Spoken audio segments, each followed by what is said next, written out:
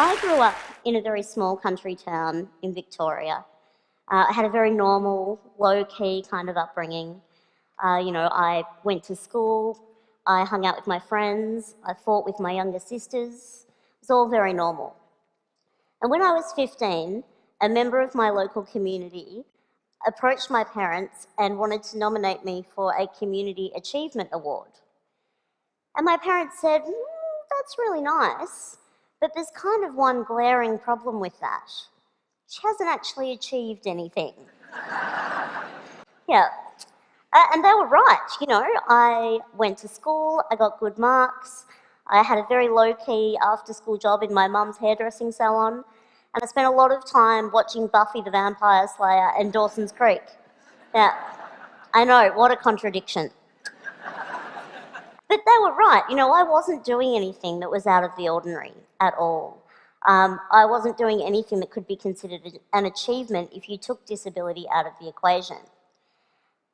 Years later, I was on my second teaching round in a Melbourne high school, and I was about 20 minutes into a Year 11 legal studies class when this boy put up his hand and said, "Hey miss, when are you going to start doing your speech?" And I said, "What speech?" I'd been talking to them about defamation law for a good 20 minutes.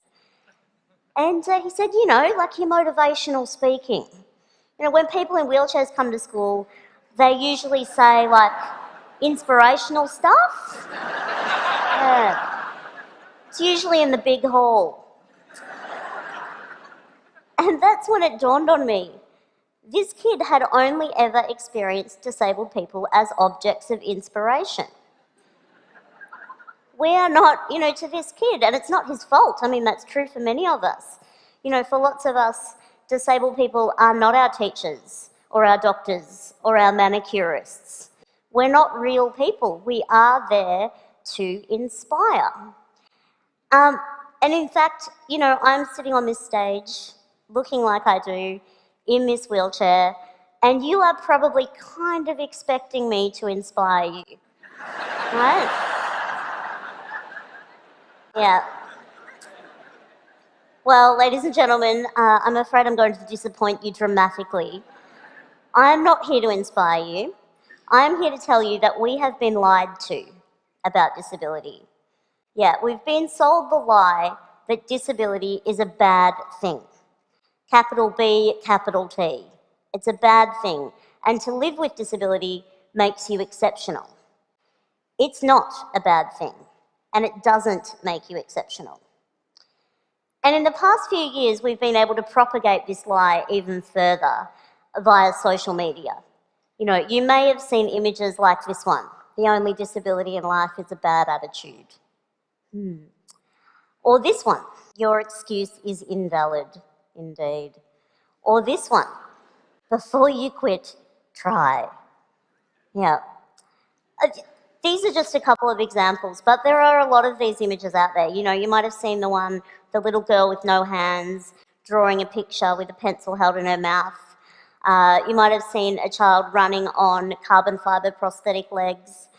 And these images, there are lots of them out there. They are what we call inspiration porn. And I use the term porn deliberately because they objectify one group of people for the benefit of another group of people. So in this case, we're objectifying disabled people for the benefit of non-disabled people.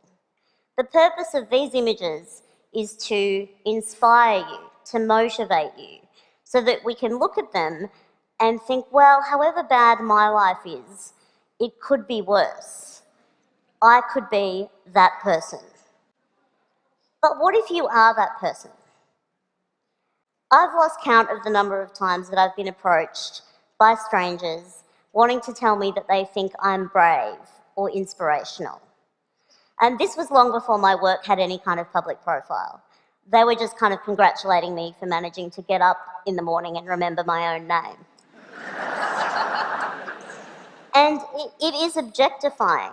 These images objectify disabled people for the benefit of non-disabled people. They are there so that you can look at them and think that things aren't so bad for you, to put your worries into perspective. And life as a disabled person is actually somewhat difficult. We do overcome some things. But the things that we're overcoming are not the things that you think they are. They are not things to do with our bodies. I use the term disabled people quite deliberately because I subscribe to what's called the social model of disability, which tells us that we are more disabled by our bodies, the society that we live in rather, than by our bodies and our diagnoses. So I've lived in this body a long time. I'm quite fond of it. It does the things that I need it to do, and I've learnt to use it to the best of its capacity, just as you have. And that's the thing about those kids in those pictures as well. They're not doing anything out of the ordinary. They are just using their bodies to the best of their capacity. So is it really fair to objectify them in the way that we do, to share those images? People, when they say, you're an inspiration, they mean it as a compliment. They mean it as a compliment. And I know why it happens. It's because of the lie. It's because we've been sold this lie that disability makes you exceptional. And it honestly doesn't.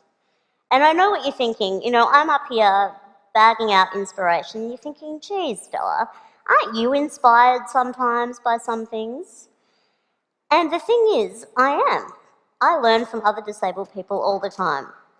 I'm learning not that I am luckier than them, though. I am learning that it's a genius idea to use a pair of barbecue tongs to pick up things that you drop. I'm learning that nifty trick where you can charge your mobile phone battery from your chair battery. Genius. We are learning from each other strength and endurance, not against our bodies and our diagnoses, but against a world that exceptionalizes and objectifies us. I really think that this lie that we've been sold about disability is the greatest injustice. It makes life hard for us. And that quote, "the only disability in life is a bad attitude," the reason that that's bullshit is because it's just not true. Because of the social model of disability, no amount of smiling at a flight of stairs has ever made it turn into a rap. Never.